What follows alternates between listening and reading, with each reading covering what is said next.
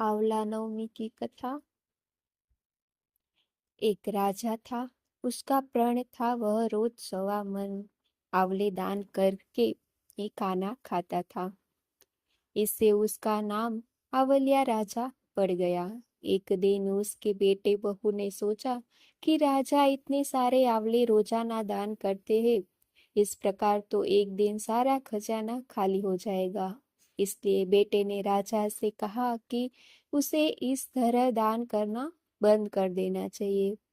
बेटे की बात सुनकर राजा को बहुत दुख हुआ और राजा रानी महल छोड़कर बियाबान जंगल में जाकर बैठ गए।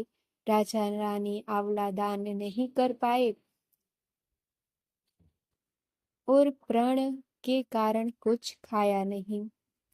जब भूखे प्यासे 7 दिन हो गए, तब भगवान ने सोचा कि यदि मैंने उस इसका प्रण नहीं रखा और इसका सत नहीं रखा तो विश्वास चला जाएगा।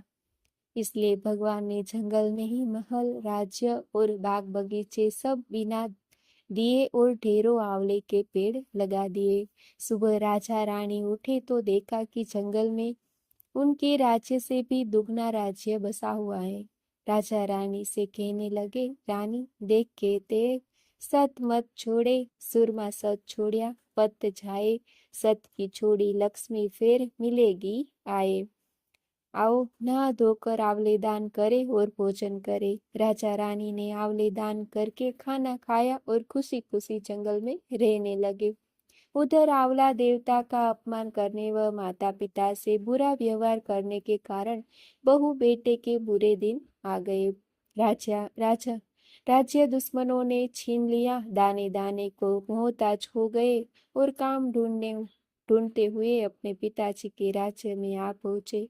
उनके हालत इतने बिगड़े हुए थे कि पिता ने उन्हें बिना पहचाने हुए काम पर रख लिया। बेटे बहू सोच भी नहीं सकते कि उनके माता पिता इतने बड़े राज्य के मालिक भी हो सकते हैं। उन्होंने भी अपने माता पिता को नहीं पहचाना। एक दिन बहू ने सास के बाल गुथते समय उनकी पीठ पर मसा देखा। उसे यह सोचकर रोना आने लगा कि ऐसा मसा मेरी सास के भी था। हमने ये सोचकर उन्हें आंवले दान करने से रोका था कि हमारा धन नष्ट हो जाएगा। आप वे लोग न जाने कहाँ होंगे। यह सोचकर बहू को रोना आने लगा और आंसू टपक टपक कर सास की पीठ पर गिरने लगे। रानी ने तुरंत पलट कर देखा और पूछा कि तू क्यों रो रही है। उसने बताया कि आपकी पीठ जैसा मसा मेरी सास की पीठ पर भी था।